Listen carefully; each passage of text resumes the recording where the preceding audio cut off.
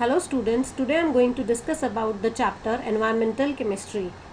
In this chapter, today we will be going to discuss about tropospheric pollution.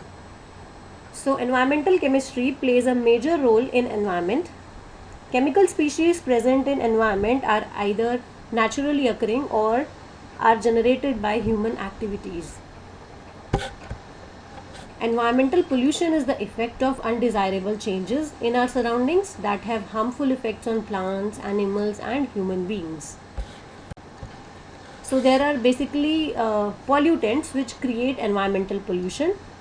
So a substance which causes pollution is known as pollutant. Pollutants can be solid, liquid, or gas, and if they are in more concentration in nature, they are more disastrous to us.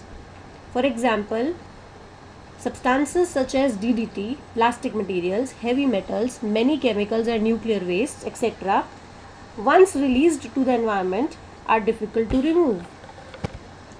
There could be a classification of pollutants. One classification is based on biodegradable and non-biodegradable pollutants. Biodegradable pollutants are those pollutants which can be decomposed by microorganisms. That is, they can be rapidly broken down by natural processes. For example, discarded vegetables. Non-biodegradable pollutants are very harmful to us. They are slowly degradable and remain in the environment in an unchanged form for many decades. For example, plastic. Atmospheric pollution. On the basis of atmosphere divisions, there are two types of pollutions: tropospheric pollution and stratospheric pollution.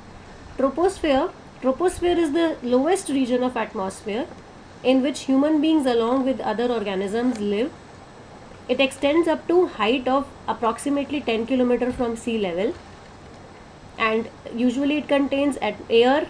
Atmosphere also contains water vapors and clouds. So all the dusty zone is troposphere.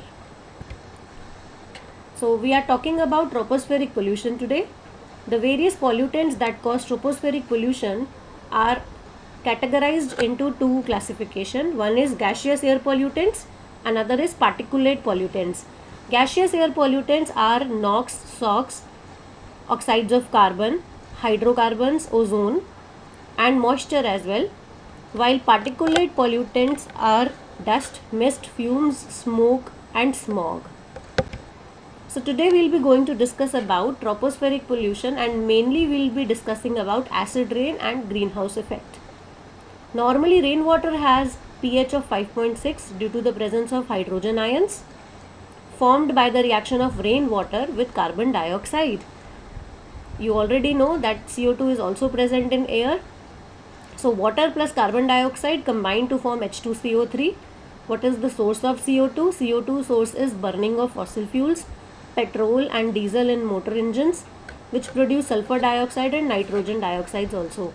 So acid rain is formed when sulfur dioxide and nitrogen dioxides release in the atmosphere.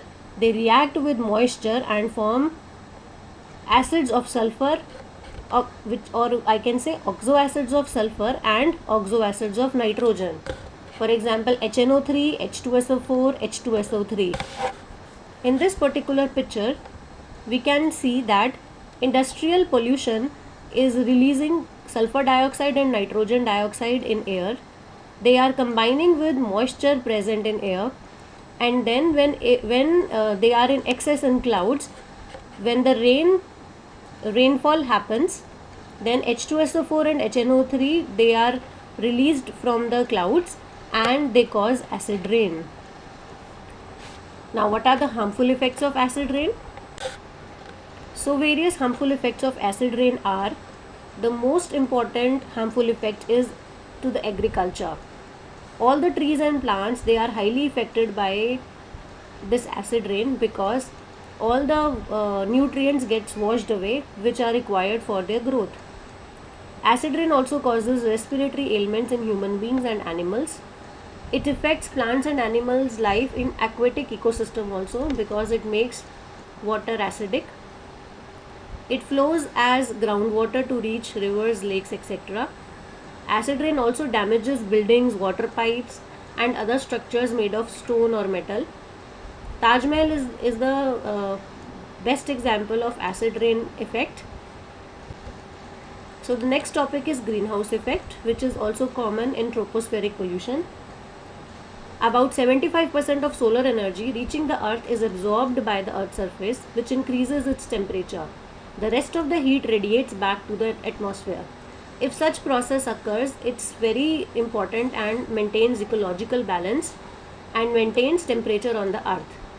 But what happens is, when there are gases such as carbon dioxide, methane, ozone, chlorofluorocarbons and water vapor in the air, these gases make envelope around the earth's atmosphere, and they don't allow the sun rays to escape out of the earth atmosphere, which leads to global warming. So this diagram indicates that some sunlight that hits the earth is reflected, some becomes heat. CO2 and other gases in the atmosphere trap heat, keeping the earth warm. So greenhouse effect is a wonderful effect when it is in balanced form.